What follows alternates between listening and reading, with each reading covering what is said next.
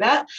And I would like to introduce our panelists who we have with us today, who are individuals affected by epilepsy, either directly or a family member, who have actually turned to some of the treatments that Dr. Bunch just, gave us an education about.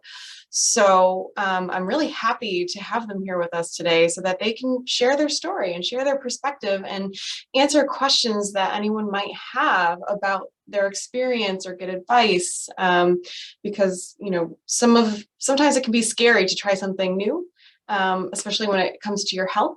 So I think it's helpful to have some perspective from people who have gone through it. So I'll let them share their stories, but to introduce you to who we have here with us, our panelists, we have Kevin Volk, who is our past president of our board of directors, and he's here to share his perspective on epilepsy surgery.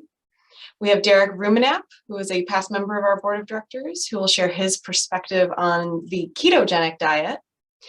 And we have Jude Madewell, who is a newer member of our board of directors, who is actually here to discuss his perspective on both a VNS and RNS therapy, so that vagal nerve stimulation and responsive neurostimulation.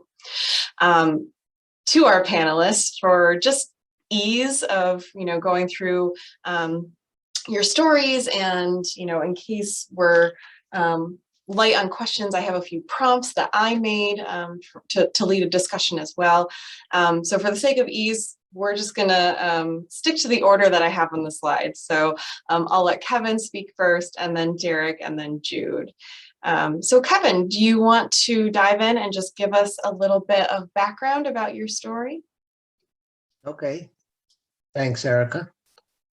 I was diagnosed with epilepsy at 43. Kind of just totally out of the blue. And I failed on my first medication because it actually was working the seizure part, but I had an allergic reaction. So we tried a second one. The second medication didn't work at all. So we tried a third medication, which didn't work at the start, but once we got to a high enough level of medication, which my neurologist said was almost toxic, I was fine for about a year, and then I had a breakthrough seizure. So at that point, we discussed adding another medication, but also started the path towards surgery, or at least the possibility of surgery, to see if I was a candidate.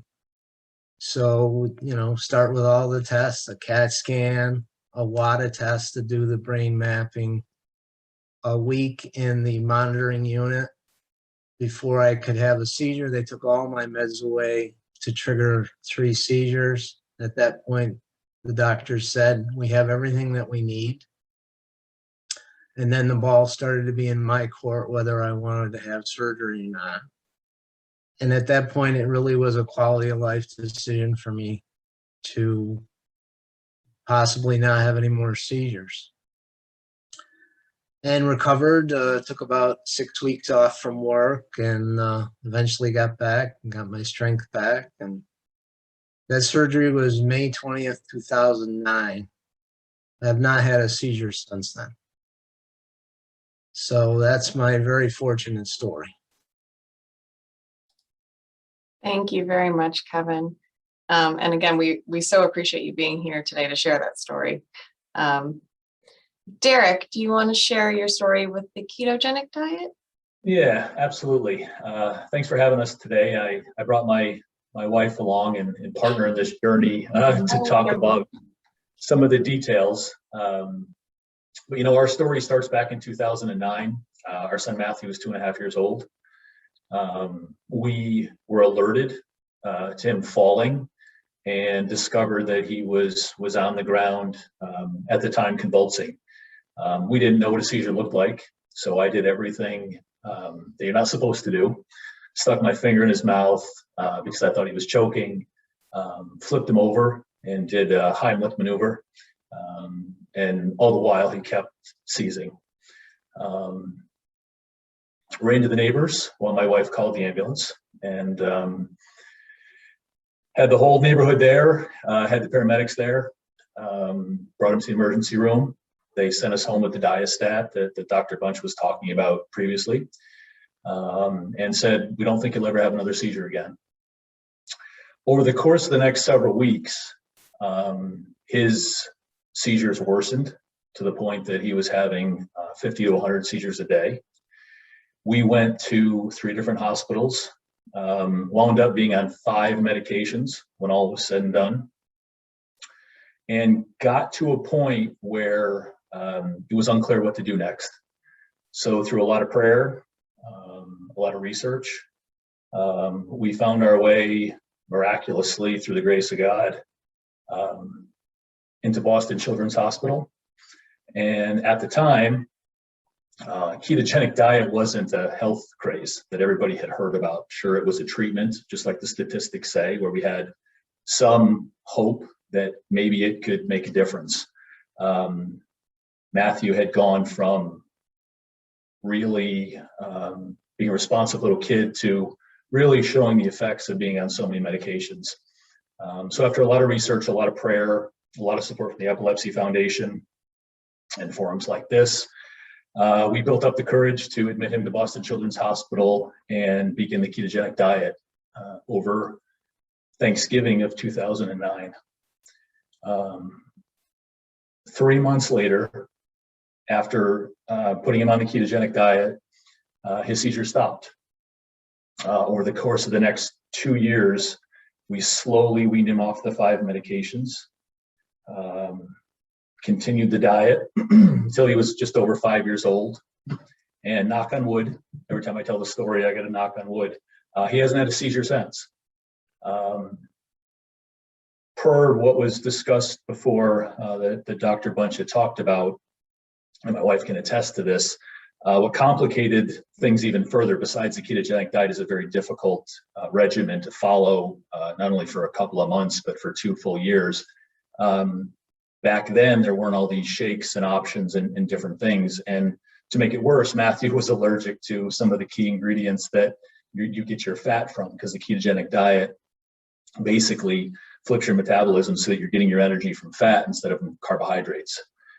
So that ratio of carbohydrates to proteins to fat is really, really important to maintain. And Matt was allergic to both dairy and nuts at the time.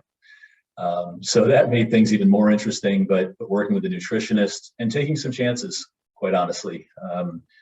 Matthew became a science experiment for us, and we did the ketogenic diet coupled with some adjustments that my wife miraculously made to manage the ratio, as well as stay in line with the other best practices for the ketogenic diet. But Matthew is 14 years old now. We've been involved with the Epilepsy Foundation since then. Plays sports, does well in school, and I think, you know, it makes me emotional talking about it, but he's a miracle. So, anything you want to add? Yeah, do you have anything to add? No, I guess I would just say if there are questions as to what it's like to administer and how do you get a 2.5-year-old to drink canola oil straight, for example, that's what he was talking about, that we had to pivot because he was allergic to milk. So he couldn't use the keto-cal formula that was in the ratio you needed. He couldn't have the half and half, which is in the ratio you need, or the heavy cream. So if there's questions on that, I'm glad to, connect with anyone offline. You can do it. You can entice a 2.5-year-old to do it. And he didn't know anything different. We would have our meal, he would have his meal. It does work for kids. They're really resilient at that age. So, but I'm open to answer any questions or talk to anyone. Yeah, just to clarify that just a little bit more, the canola oil was our risk. We basically went back to the nutritionist and said, isn't this all just chemistry, and isn't it just a ratio? And through their guidance and so forth, we were able to do both. And for us, I would say through the miracle of God and through the diet, we had very good luck, and our results were much better than had been publicized. But to her point, the measuring and cutting and so forth for 2 years of the individual portions and so forth, very exhausting. Thankfully for us, we saw results quickly, so that kept us motivated, right? And then every week taking a half a pill away or a half of whatever the measurement was, gave us that hope that we would continue and so forth. So I think our situation is one of miracles, and but it shows the power of food, and based upon situation and circumstance. Matt was diagnosed with myoclonic aesthetic epilepsy or DRE syndrome, which Dr. Bunch was saying it's ketogenic isn't a solution for all forms of epilepsy. But at the time, the medications that were available, the treatments that were available, we'd exhausted the list, put him on everything through the 3 hospitals we had gone to, and basically got to a point where, I don't know, we were comfortable / desperate that we thought that this was the right next choice for us in our situation, our diagnosis. Yeah, and that's incredible that you've had such a result and that he remains seizure free. So, congratulations for that. And thank you again also for being here to share that story and to offer yourselves as a resource to other families or individuals who maybe want to try it. Because having that support system from someone who's been there can really make a difference for some people. So we thank you so much for being here. Yeah. And now I'll invite Jude to share a little bit about his story. Thank you so much, Erica. I do apologize for the noise. I'm at work right now. So I want to first thank Kevin and the Rubenap family for sharing your stories. Like we've talked about before, not all epilepsies can be treated the same. I've had epilepsy for about 20 years. I went through 15 different medications, a bunch of uncaring doctors that just want to push us down the path, say try another medicine, try this pill, try that pill. It was frustrating going through college, having seizures all the time, sometimes in extremely embarrassing situations, in class, in front of libraries, just at work, things like that. I eventually found a very caring hepatologist down at Hershey Medical, where I lived for a long time, and she was ready to dig in and kind of do the work to figure it out. So we tried a couple medications, they weren't working. I can say fortunately have focal epilepsy. So my epilepsy starts in one place and kind of explodes, but we know that my epilepsy starts in a place after a lot of tests and brain mapping and things like that. So the first thing I tried was the VNS, which is kind of like, as Dr. Bunch probably spoke about earlier when I wasn't here, the entry level to all surgeries that we have, kind of like the one that basically just is like a trial, because there's not a lot of precursors to do it. It's safe for children and adults. It doesn't have a lot of success. It's kind of like just to throw it out there and see what happens. I had the VNS installed probably about 7 years ago. I tried it for a little bit. I dealt with the hoarseness, the robot voice, the uncomfortableness of it. The thing that I couldn't get right though was the heart rate monitoring. When my heart rate would go up, I would just get suddenly short of breath. So it would come down to not being able to play basketball with my son, do things with my kids, because when I was doing these things, I would all of a sudden become short of breath and have to sit down after 5 minutes because the VNS was thinking I was having a seizure. So it would start going off like crazy and just shooting electrical shocks at my vagal nerve, trying to help me when it was actually just like hurting me. Then dealing with kind of like the embarrassment of my voice turning to a robot all the time for every 5 minutes, and dealing with that for 30 seconds. I'm not a very embarrassable person, so it didn't really bother me that much, but having people ask me the questions over and over again. So I still have it because it's really hard to take out because it's installed right next to your carotid artery. So once it's there, it's there. It's not worth taking the surgery to get it out again. There are people that have seen success with it if they can deal with the side effects. I just personally couldn't. So we started doing the testing for the RNS. We did the staying EEGs, the ones on top of your head that we all know if we have epilepsy, the stinky, sticky stuff on top of your head, sitting in the hospital for a couple days. Got that taken off. But in order to get my RNS, I had to do a WADA test for the brain mapping. which I don't know if we talked about that, but that's pretty weird, where they put half your brain to sleep, ask you questions. Then they put the other half of your brain to sleep, ask you the same questions, and it's just kind of a weird experience. And then I had to do depth electrodes, where they stick 16 or 20 electrodes down into your brain. And they kept me in the hospital for 25 days trying to give me a seizure, 24-hour monitoring, not on my medicine, flashing a light in my eyes, sleep deprivation. I just would not have the seizure that they were looking for, though, until I was ready just to say, let's just get out of here. I'm done with it. Then I had a seizure that scared my doctor. She said, I've never seen it like that before, but it was one they needed to see. In the hospital, I lost 25 pounds. I had to go to physical therapy because 25 days in a bed, you got to figure out how to walk again, because you can't go more than a foot or two away from the bed. I had my RNS installed in February of 2017. Ever since then, I have seen a decrease in seizures. I'm still on the same exact amount of medication I have been on, but I have been seeing decrease in frequency and severity. And with the RNS, I see my doctor every couple months. We do some measuring. I upload my data, sometimes not as much as I'm supposed to. And we do some tinkering with it. And I'm hoping that one day I'll be able to be seizure free enough to start reducing my medications and things like that. But I'm open to answering any questions about both of these devices and how they work. And again, I want to thank both Room and Family and Kevin for sharing. I was just too stubborn for the ketogenic diet. I like too many foods. I know in children it works very, very well. And my epilepsy could have been eligible for a physical surgery, but again, and my doctors felt it worked better for the RNS itself. Thank you, guys. Thank you so much for sharing a bit about your journey, Jude. It sounds like it's, been a rough one at times, but I'm glad to hear that you're seeing some improvements, and these new treatments that we're trying have helped a little bit. And I echo what you said. I hope that you will become seizure free. So, but thank you so much again for being here to share your story as well. And so I put into the chat for everyone, again, feel free to type questions into the chat. You can send them to me privately if you prefer to, remain somewhat anonymous.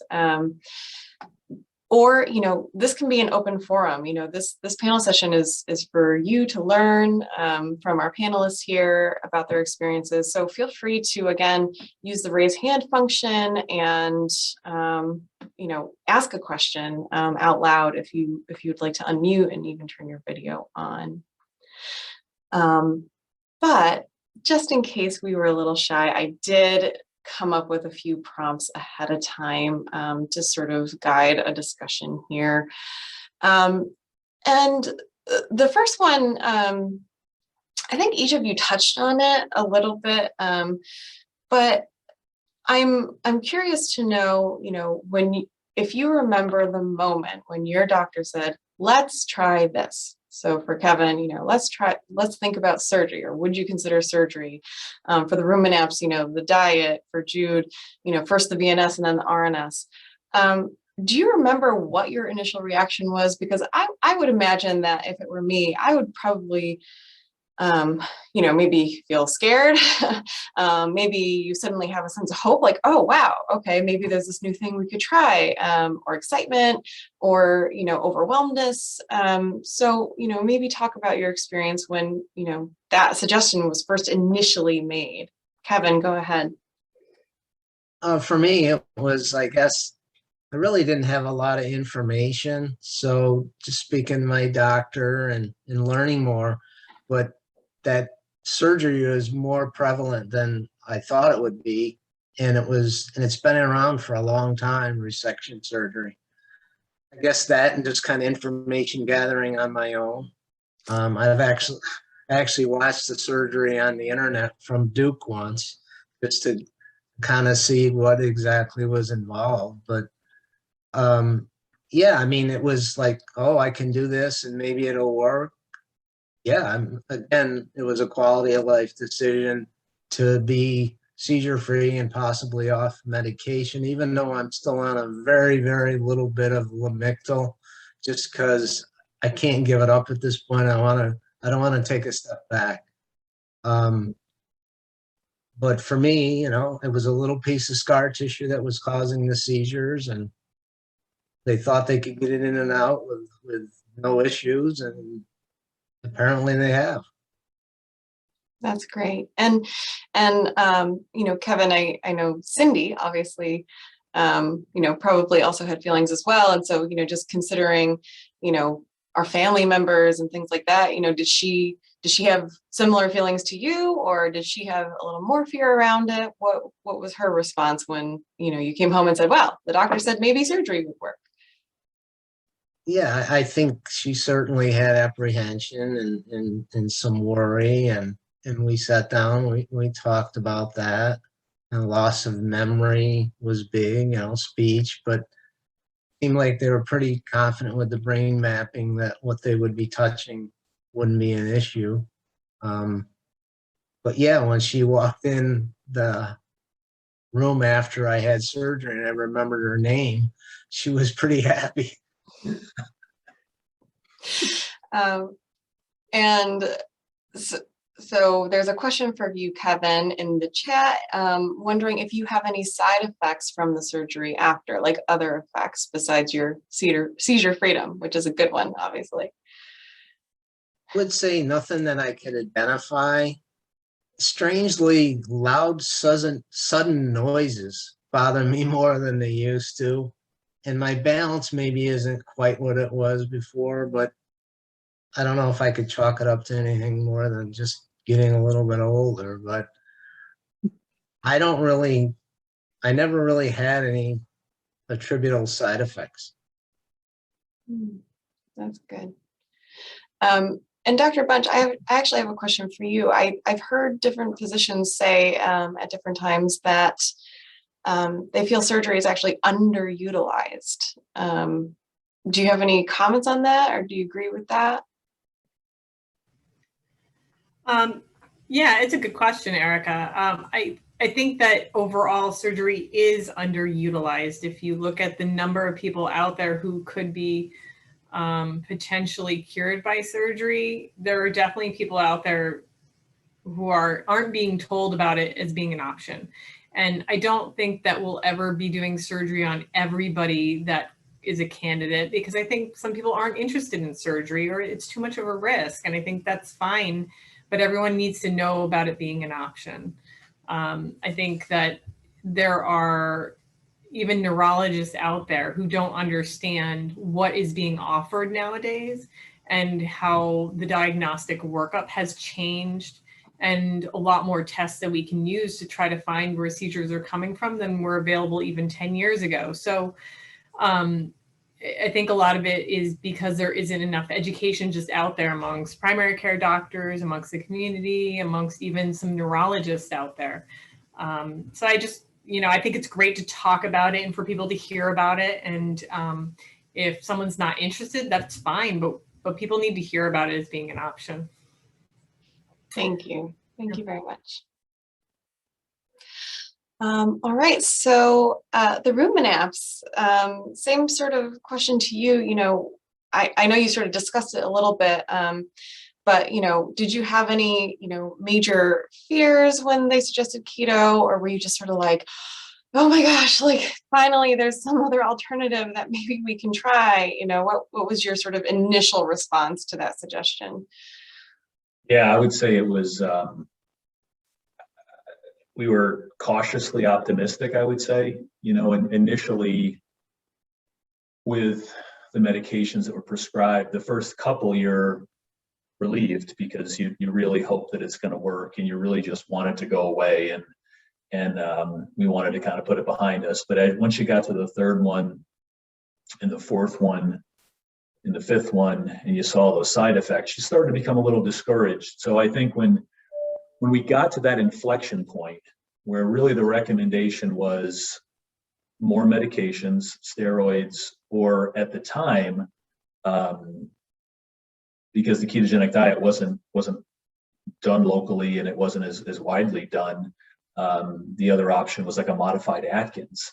I think that we were more optimistic going with the diet because it was so different, right? And we had coped by educating ourselves. We had coped by talking to a lot of people, and we're both kind of engineers at heart, and we kind of looked at it from what's the difference between the way a drug works versus the way food works. So I think that gave us hope, but there was a lot of fear, and Matthew was delayed from getting into the program because they have to do certain blood work ahead of time, and he had certain markers they couldn't identify. So there's this proving out period and kind of qualification for the diet, and Matt was having trouble getting through that. But he did. And then just making the adjustment with, well, what are we going to do with his allergies to the milk, and then tweaking the diet, and then what are we going to do, and what are we going to do? So I would say we were cautiously optimistic, but we had to have the right mindset, because we knew it wasn't something that you do today and tomorrow and hope for a miracle, right? We went into this knowing it was a 2-year journey. We were fortunate enough to have, I would say, the wherewithal and support system around us through the foundation and family and friends and so forth, to help us through that piece of it. And like I said before, what made it, I won't say easy, but easier, is the results came relatively fast. You know, when you think about our journey, it was very, very short. You know, he started having seizures June of 2009. His last seizure was February 28th of 2010. There was a lot crammed into that time period, but I think part of the wherewithal to stick with the treatment and to stick with her making, you know, every single meal, was we were seeing results. He was younger. It wasn't like me trying to give up all kinds of food with all my habits. He was younger, and he was, you know, he adapted and evolved through it. So I think it was definitely a roller coaster ride, but the reinforcement of results helped through it.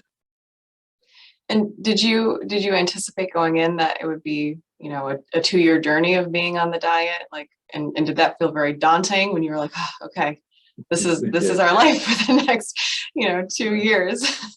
It did, but it became our life. You know, Yeah. Fortunately, we could both of us, based upon our work schedules and so forth, we could spend the time.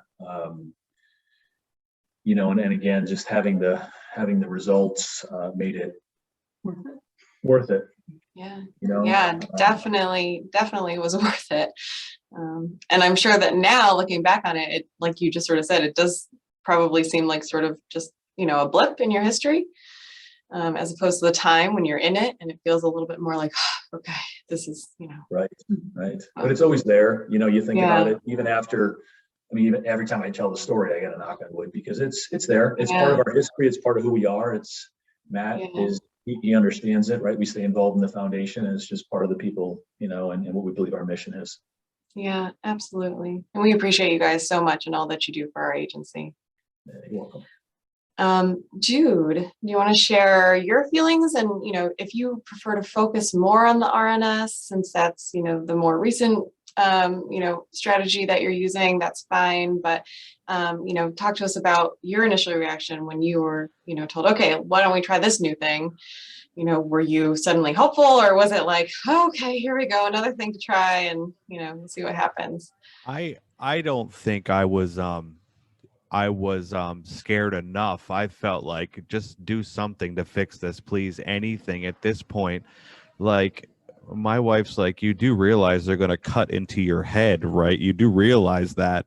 And I'm like, I don't care. Let's just do this. I was more interested in the journey itself of, just getting it, seeing what would happen, you know. And the VNS, I mean, that was just like, whatever, it's like getting your appendix out is what it felt like. Like, maybe it'll work, maybe it won't. But with this RNS, I had put so much trust in my doctor, who I still trust to this day.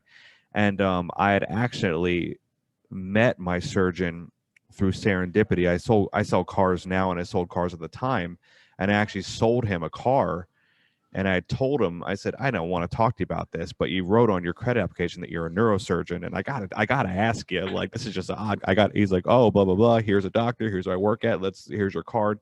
And I met my doctor and him and he actually did my surgery in cowboy boots. So, I mean, if he's going to do a surgery in cowboy boots, you inherently got to trust him. I mean, anybody's going to wear cowboy boots, cutting it in the brain. You got to trust the guy. But he was one of the best. I mean, the place I went was the best. And the great thing is they did the work. It took me 8 years to get approved for my surgery, like for my brain surgery, multiple panels, multiple tests. And it wasn't like a blip in the pan for the doctor. It's not like, let's just cut it and forget it. And at that point, I had just thought, let's just get this done, please, especially after I got those depth electrodes. I'm like, I went through this. I lost 25 pounds, learned how to walk again. Just fix it at this point. And I've seen some success, not as much success as I'd like to, unfortunately.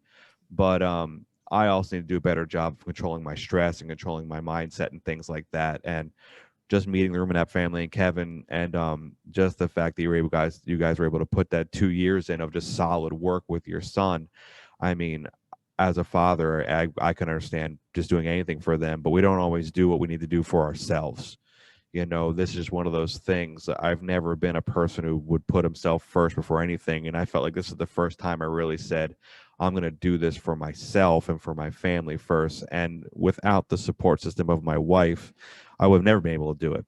Never. And I thank her all the time. She's the person who gets me through every single day. And she's the reason why I'm part of the foundation now, and the reason why I do everything I do. And so, yeah, I mean, at the point of them saying, we think you can do this and we think it's eligible to be done, I said, let's just do it. And right now, my data is being shared when it has to be shared, and it's helping other people make the decision as well too. It's showing people that it can work through the studies and things like that. The RNS is a relatively new thing within reason.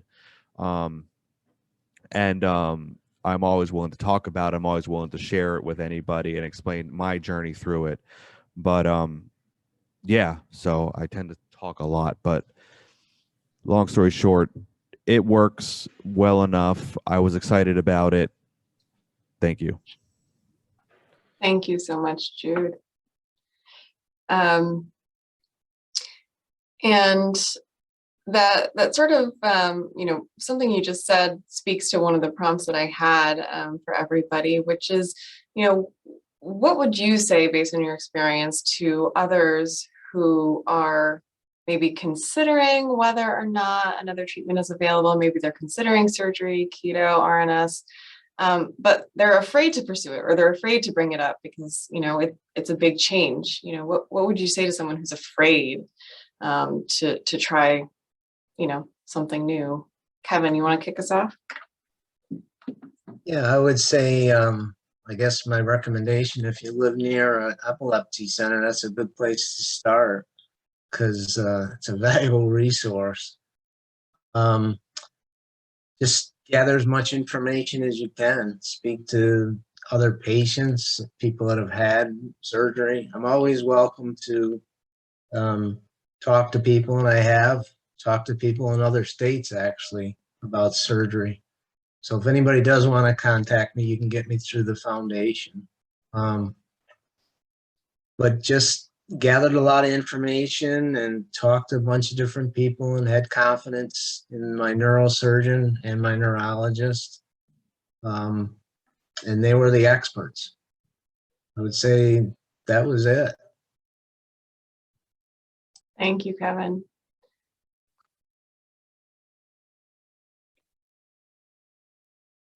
Go ahead, Derek. Oh, okay, I wasn't sure. Sorry. I echo the same things. I think if you think about our journey, getting as educated as we could was really important. Surrounding ourselves by the best people, I'll say, doctors, Epilepsy Foundation, family, friends. Know your diagnosis, right? We didn't willy-nilly pick the ketogenic diet after not going through a certain regimen to kind of rule things out, to increase the odds that hopefully that that particular treatment would have a greater chance. And I think those things give you the confidence to kind of conquer some of those fears. I think it's natural to be afraid. We were afraid every day, right? I think, but when you have a strong support system, when you have a doctor like Jude was talking about that you absolutely trust, right? When you feel like you've done what you can, and if you have a faith and you pray, I think that gives you the ability to make those harder choices, for sure. Thank you very much. Jude, what would you say to others who are afraid? You're going to hear a lot of the same answer, but Yeah. I didn't have a group like the foundation that we have here right now around me. I may have, but I didn't seek them out. But these doctors, when it comes to surgery, don't just make a choice to cut your head open and run away. Like, there's a lot of things involved. I mean, there was a panel of 6 other surgeons and doctors at Hershey Medical that helped make this decision, and they decide all together. My doctor didn't say, I want to do this, and they said, okay, we'll see Jude tomorrow. Like, there's a lot of people that are in this thing getting it figured out. So don't just shrug off a surgery like Dr. Bunch said. And my doctor, Dr. Spinacki, who was actually on earlier, we were just talking about this at my last RNS reprogramming, my cyborg reprogramming that I have to do every couple months. There are a lot of people that don't utilize surgery when they can do it and see great results. So don't just shrug it off because you're afraid of going under anesthesia or what might happen. The success rate for these surgeries is very, very high. It's not the 1800s anymore. You don't have to bite on a bullet and get your head cut open and get a piece of your brain taken out. There's sophisticated mechanisms in my brain right now that read my brain waves all day, and they'll attack a seizure when they see it before I even know it's happening. And then I can document the entire thing. I can print off a paper that says, here's when you had a seizure, here's when you didn't. I could have one right now, and I don't know it, but my brain does, and this little piece of machinery does, and it's helped me in the background. So we trust our phones to do everything we need to do. Let's trust the doctors to do the stuff that they need to do, and rely on the Epilepsy Foundation, who are always taking donations, by the way, just so you know. Reach out to us for more information on that. We're always taking donations to help guide you. I mean, we have doctors, we have surgeons, we have a lot of people on this board of directors and as resources to answer the questions and point you in the right direction of where you have to go, and who you need to talk to, and people who have lived through it, people who have seen success, and people who have seen failure as well too.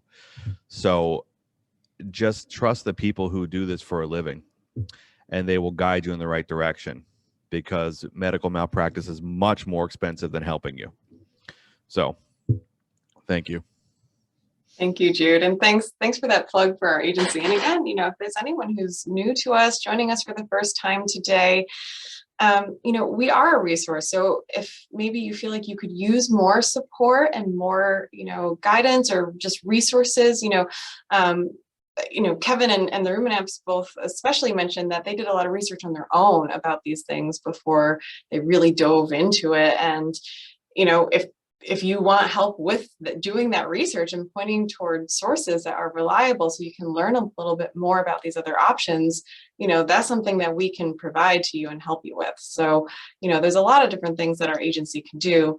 You just have to call and ask. And, if we'll either help you ourselves or point you in the direction of somebody, or, we can connect you with someone who maybe knows more about it. So perhaps a member of our professional advisory board, perhaps another consumer, a board member who knows about, whatever it is that you have a question on. So please, please, please do feel free to use us as that resource. A question came into the chat, and it's actually more for you, Dr. Bunch. Going back to the idea of what counts as intractable epilepsy. So the question is, would a 3-year seizure-free period followed by a major increase in seizures again for the past 2 years, would that be considered intractable.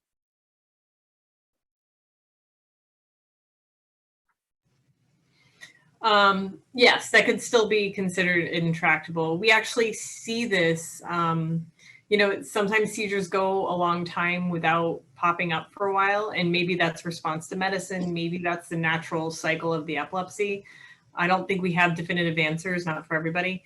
But someone can be well controlled and then pop into that intractable category. Just like somebody can be intractable and then suddenly get good control. It can go both ways.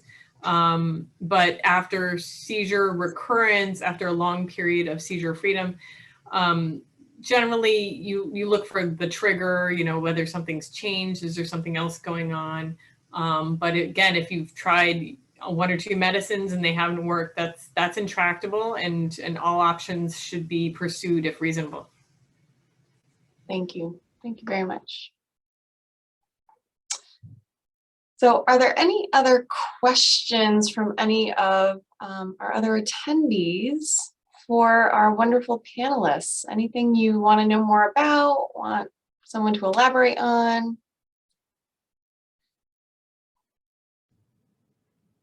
I'd have a question for the Ruminaps. Yeah. Is your son still on the ketogenic diet, or did his epilepsy just kind of grow out like it happens with some children into teenagers? Yeah, so Matthew is not on the ketogenic diet anymore. He hasn't been since he was about 5.5 years old. When we were going through the whole journey, you're looking for something, right? Mm-hmm. You want to find something. You want to find a result. They did genetic testing. They did MRIs and CAT scans, and time after time after time, we were disappointed because, quote, they didn't find anything because DUS is idiopathic. That basically means the types of seizures that he has is a potpourri. So we got to see the absence seizures, the drop attacks, the myoclonic jerks, the grand mals. He had all of those. So when we did the diet, right, we don't really know. Right. All we know is the period of time, and this is not medically proven at all, but the way I rationalize the whole thing is whatever was going on at his phase of development in his body, right? When these seizures unexpectedly started because there was absolutely no event that we know of that caused him to fall to the ground and to start this journey. We don't know how we got to where we got to, but once he was on the ketogenic diet and the amount and the stuff that was going into his body, which was a combination of medicine and a very limited amount of different types of foods, and he was creating ketones, that period of time, whatever happened in his body, I believe that whatever inflammation was causing whatever was going on healed. And then over the course of the next 2 years, staying on the diet and slowly weaning whatever developmental phase that was causing, which is typical for boys, 2 to 4 years old, was causing those seizures, I would say healed itself. And then I remember the first day we were we were to the point where we were off all the medicines. The doctor said you can basically eat whatever you wanted to eat. And we have a picture of him eating his first slice of pizza. So it was, 5.5 years old, so it's made us very conscious of the food piece, for sure, but we don't live in fear, right? He eats what he wants to eat. He's getting much better about vegetables. Still loves his pizza. As you should, yeah, as you should. Yeah, so I think the one interesting fact to add is we had mentioned he was allergic to milk and peanuts. After the keto diet, he was no longer allergic to either of them. He outgrew both of them, which they expected him to outgrow the peanut potentially, but not the milk. So that was a huge win. And he developed allergy to tree nuts. So 10 years later, 5 years later. Yeah. We can live without tree nuts. That's fine. Exactly. Not without pizza though. That's so awesome. I'm just really glad that he can eat pizza. I couldn't imagine a life without that. So yeah, I'm glad that's it's awesome. Interesting. I think we all decide what level of tracking we want to do, and we found peace in the tracking. We've got exorbitant spreadsheets of the seizures and the times and the foods and so forth. And part of the reason that gave us the confidence to go down the ketogenic path was we were so meticulous in our food journal. We did notice that there were certain days when his seizures were so much worse, and they were typically so much worse depending upon what he was eating. So we did believe, although not medically proven, we do believe that they're part of his allergy profile, which there's a lot more on gluten sensitivity now. There's a lot more on celiacs. There's a lot more than there was back in 2009. And we did notice, this is silly, but he loved wheat thins. He would sit there and he would eat wheat thins. And the days when he had wheat thins or pizza or bread or whatever, his seizures were much, much worse. So that was one of the key elements, that having the mindset and the wherewithal to observe, so that the translation back to the doctors could be thorough and accurate, because they're not there, right? And there's only so much that medically you can see. And that profile that we were able to give the doctors helps connect the dots. And I think it also helped us say, hey, listen, we think that maybe the food path there might be something there, because there was a significant difference. They didn't go away when we didn't give the wheat thins, but the fact of the matter was we were so meticulous about the record keeping that it gave us the confidence to kind of move forward with that. And Thank you guys that's for a your really awesome point, because so earlier in today's conference session, we had a physician panel, and they were talking about the importance of documenting, and how, just keeping a record on, like, a sheet of paper is so helpful, and just recording, information that you see.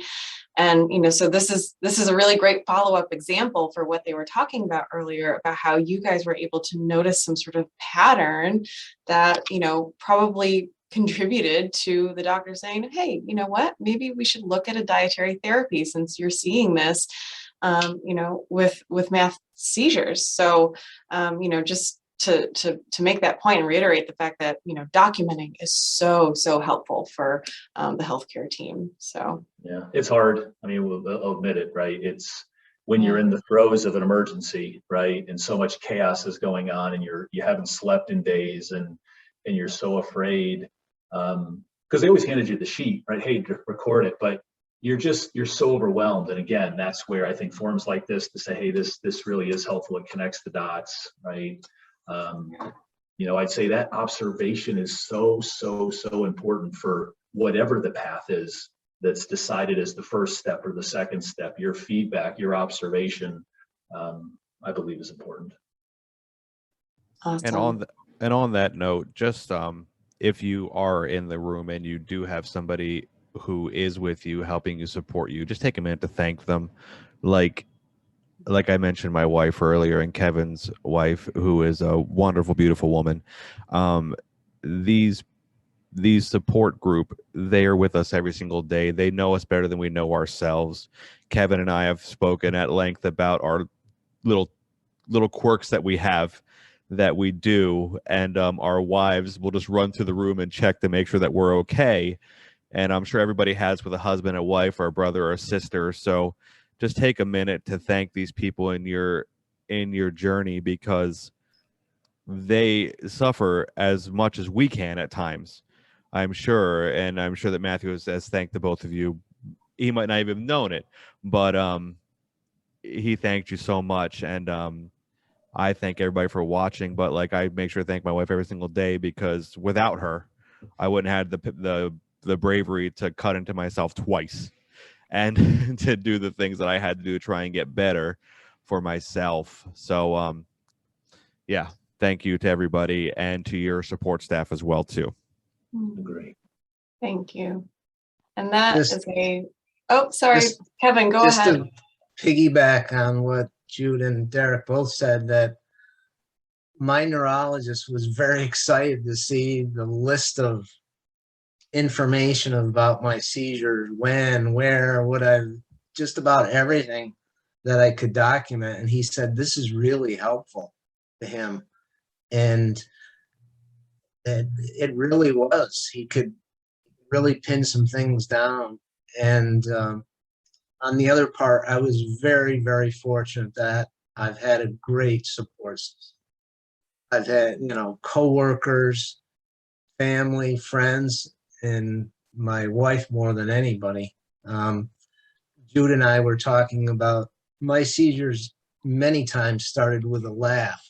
So if I'm in one room and I start laughing at something on TV, my wife will yell, "What's so funny?" Because she knows, oh boy. She'll still occasionally do that even after 12 years. Thanks, Kevin. And, I think that's such a great note to end our day on, is talking about the support that we get from others, in the journey, and knowing that you're not going through it alone. And, if you're here today, then, you saw a lot of different experts talking about different topics, and, a bunch of our staff from our agency is on here, and we're part of your support system too. So I know we sort of talked about that earlier, but I want to make that point as well. We're here for you. So, but that brings us to the end of this session. I just have a couple closing remarks to go through, but I just want to take a second to thank Kevin and the Ruminaps and Jude so much for being here with us and sharing their stories. It really is just so valuable, and I hope you saw that you got a little bit of love in the chat as well. And thank you so much again to Dr. Bunch for sharing her knowledge with us. We really appreciate you taking the time to be with us here today. So with that, this concludes our 2021 Epilepsy Family Conference. And I want to thank all of you so much for taking the time out of your schedules to be here today as attendees, and for participating in our second virtual conference. And I'd like to give a very heartfelt thank you to our speakers and panelists once again. Because we know how busy everyone seems to be these days, and we deeply appreciate the time and energy that our speakers and panelists put into preparing for today and for showing up. So I hope that everyone will walk away from today's program with new knowledge and insights that will benefit you in your own journey living with epilepsy or supporting someone who lives with epilepsy.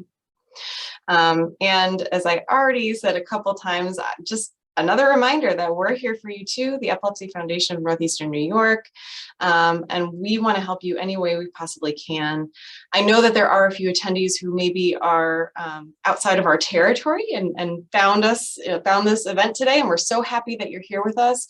But if you need help finding a local organization that serves where you are, please feel free to reach out to me, and I am more than happy to help you find that local agency that provides services to your area. So I'll put my email in the chat as well. And I encourage everyone here today to please follow us on social media so that you can stay up to date on the future educational activities that we offer. So if you were here for our opening remarks, the next 2 Tuesdays during November, we have additional programming on epilepsy research and innovation. So learning about the latest research being done, not medication related to epilepsy.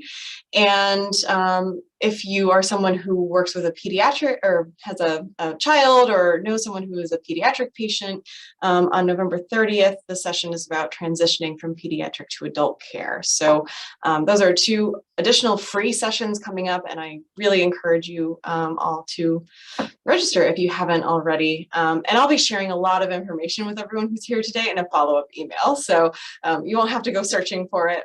I'll make sure that I get that information to you. And I also want to personally thank once again all of our sponsors for today's conference. We are tremendously grateful for your ongoing support, especially in these ongoing challenging times. And to highlight our sponsors, once again, we have created a virtual exhibitor hall to showcase their information and their educational materials. And it's thanks to them that we were able to offer all of our programming during November free of charge. So, we hope that you'll check them out and learn a bit more about them. And again, we are so grateful for their support. And actually, I have a link here and a note to myself to put it in the chat. So I will do that right now, in case anyone wants to check that out right now before you head out. And the other thing that I hope everyone will be willing to do for me is complete our conference evaluation. I strongly encourage you to do this right now if you have the time so that you don't forget about it, but I will, of course, put it in a follow-up email. So if you need to attend to other things, you'll get that information later. But it really helps us to know, how our programming was received, what you liked, what you didn't like, so that we can improve programming for the future. So it is really, really important that we get some feedback. So if you have a couple minutes to do that, I would very much appreciate that. But with that, I thank everyone so much again, one more time, for being here. And I hope to see everyone next year for our next Epilepsy Family Conference. So thank you all again. And I hope you all have a great afternoon. Thank you. Thank you.